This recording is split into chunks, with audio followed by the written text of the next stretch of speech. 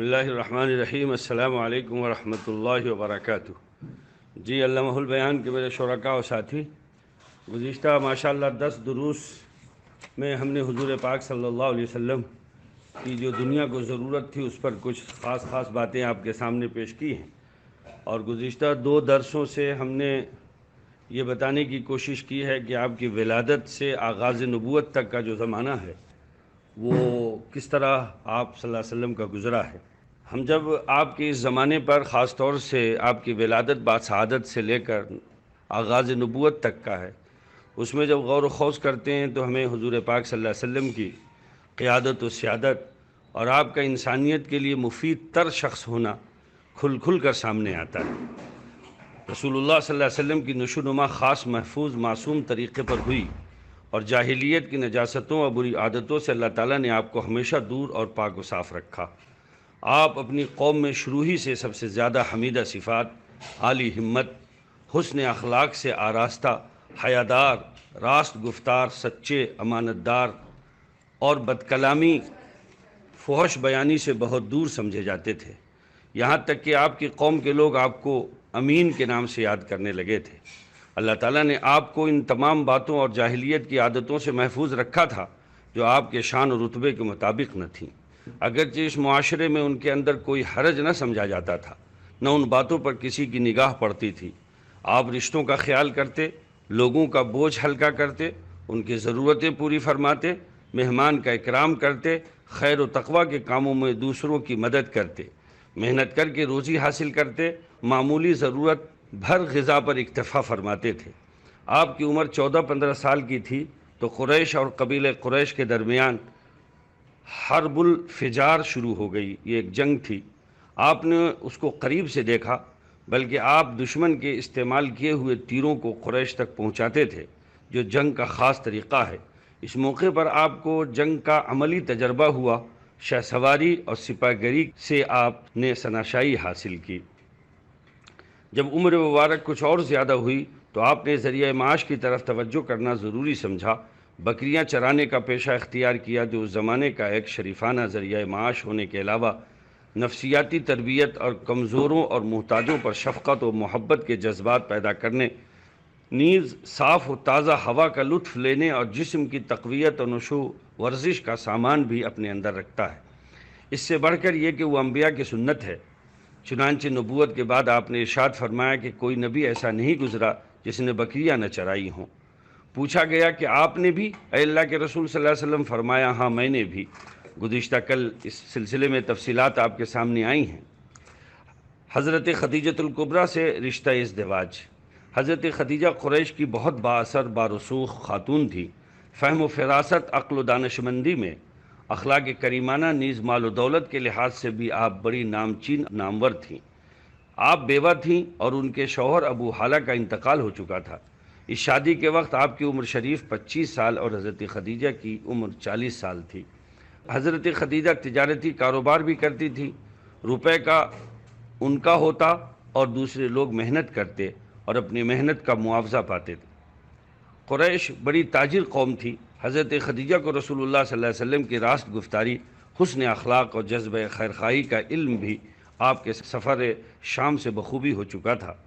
جب آپ ان کا مال لے کر بغرض تجارت شام گئے اور اس سفر میں جو انوکھے واقعات پیش آئے تھے اس کا بھی ان کو یعنی حضرت خدیجۃ الکبریٰ کو علم تھا، چنانچہ انہوں نے آپ سے رشتے کی خواہش ظاہر کی، حالانکہ اس سے پہلے وہ قریش کے بڑے بڑے سرداروں کی درخواست کو مسترد اور نامنظور کر چکی تھی۔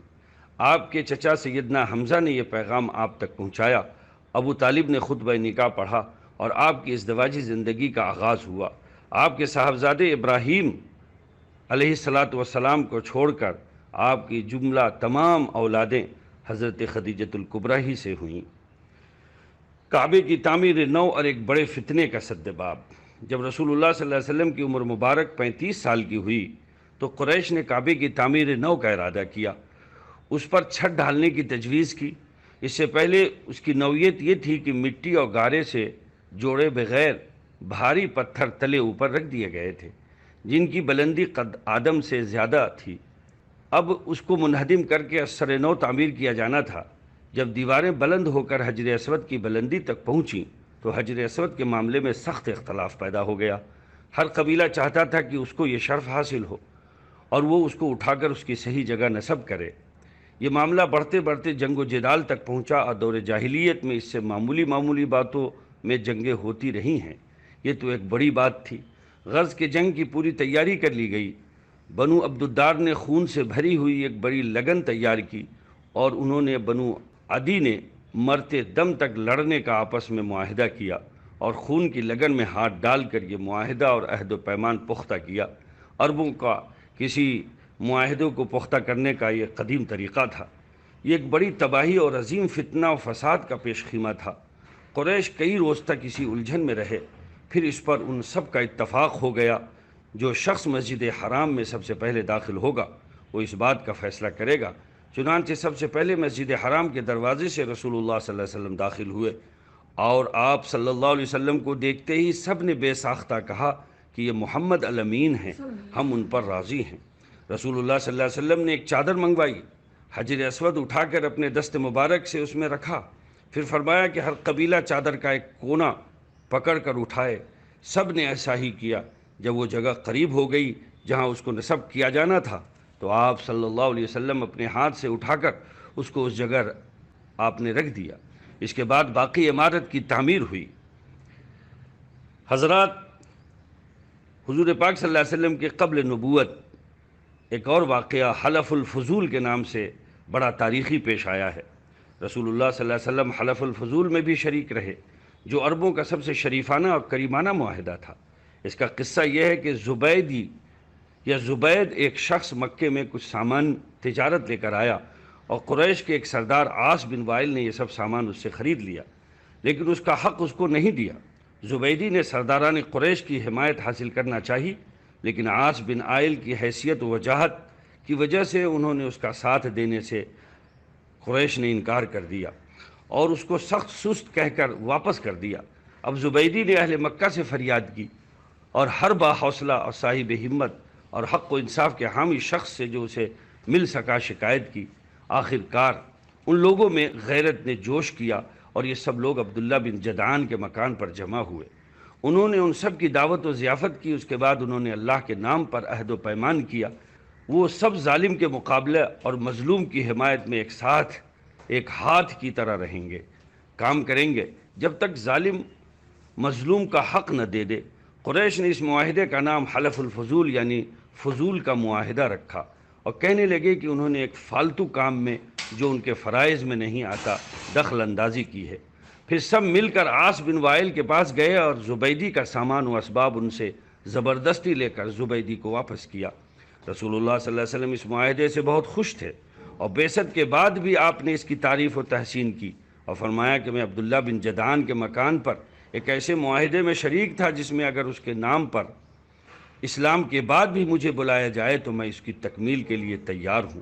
انہوں نے اس پر یہ معاہدہ کیا تھا کہ وہ حقدار تک پہنچائیں گے اور یہ کہ کوئی ظالم مظلوم پر غلبہ نہ حاصل کر سکے گا۔ جزیرۃ العرب کے حالات اور جزیرے کی دینی تہذیبی اور سیاسی مرکز مکہ مکرمہ کے احوال پر نظر رکھنے والا جانتا ہے کہ اس حلف پر باضمیر لوگوں کی تیاری کا سبب محض کسی فرد واحد یا چند لوگوں کی حق تلفی کا نتیجہ نہ تھا، بلکہ اس کا قوی محرک انتشار بدامنی، بے اصولی، لا قانونیت کی وہ حالت تھی جو مکہ اور اس کے ماحول پر طاری تھی۔ نیز اس کا ایک اور محرک امن و استحکام کی، خصوصاً حرب فجار کے بعد ضرورت اور حقوق کے احترام اور کم مکہ آنے والے تاجروں اور کاریگروں کی حفاظت و حمایت کی اہمیت کا احساس بھی تھا۔ آپ اپنے اندر ایک مبہم بے چینی محسوس کرتے تھے جس کا سبب اور سرچشمہ اس کا مستقبل اور معال کار آپ کو معلوم نہ تھا۔ آپ کے دل میں کبھی بھول کر بھی یہ خیال نہ آتا تھا کہ اللہ تعالیٰ وحی اور رسالت سے آپ کو سرفراز فرمانے والا ہے۔ اللہ تعالیٰ کا ارشاد ہے وَكَذَلِكَ أَوْحَيْنَا إِلَيْكَ رُوحًا مِّنْ أَمْرِنَا مَا كُنْتَ تَدْرِي مَا الْكِتَابُ وَلَا الْإِيمَانُ وَلَكِنْ جَعَلْنَاهُ نُورًا نَهْدِي بِهِ مَن نَّشَاءُ مِنْ عِبَادِنَا وَإِنَّكَ لَتَهْدِي إِلَىٰ صِرَاطٍ مُّسْتَقِيمٍ۔ اور اس طرح ہم نے اپنے حکم سے تمہاری طرف روح القدس کے ذریعے قرآن بھیجا ہے۔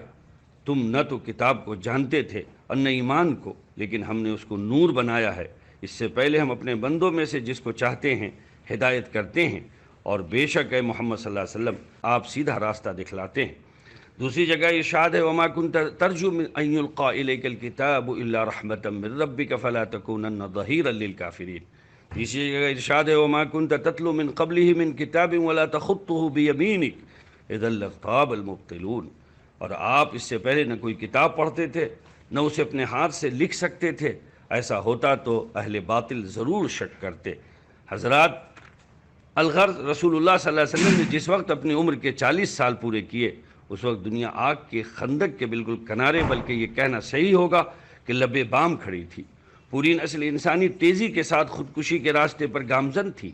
یہ وہ نازک وقت تھا جب انسانیت کی صبح صادق طلوع ہوئی اور محروم و بد نصیب دنیا کی قسمت جاگی اور بعثت محمدی کا مبارک وقت قریب ہوا۔ اللہ تعالیٰ کی سنت بھی یہی ہے کہ جب تاریخ بہت بڑھ جاتی ہے، قلوب سخت اور مردہ ہونے لگتے ہیں، تو اس کی رحمت کا کوئی جان آواز جھونکا چلتا ہے اور انسانیت کی خزاں رسیدہ چمن میں پھر بہار آ جاتی ہے۔ انشاءاللہ آج تو میں یہیں پہ بس کرتا ہوں، لیکن اگلا درس انشاءاللہ انسانیت کی خزاں رسیدہ چمن میں جب بہار آئی اس سے کچھ آپ کے سامنے ذکر کیا جائے گا۔ اللہ تعالیٰ سے دعا ہے کہ اللہ تعالیٰ سیرت النبی صلی اللہ علیہ وسلم کی نسباق کو قبول فرمائے، اور بندے ناچیز جو اس کے پیچھے مقصد رکھتا ہے کہ امت کچھ مختصر سے واقعات کو سن کر سیرت پاک کے تفصیلی مطالعے کی طرف متوجہ ہوں اور ہم حضور پاک صلی اللہ علیہ وسلم کی سیرت و سنت سے واقف ہوں، تاکہ زندگی گزارنے میں اور ماں بعد زندگی آخرت میں ہمیں اس سے بھرپور فائدہ حاصل ہو۔ اللہ تعالیٰ مجھے بھی اس کی توفیق دے اور ہم سب کو اس کے لیے قبول فرمائے۔ السلام علیکم ورحمۃ اللہ وبرکاتہ۔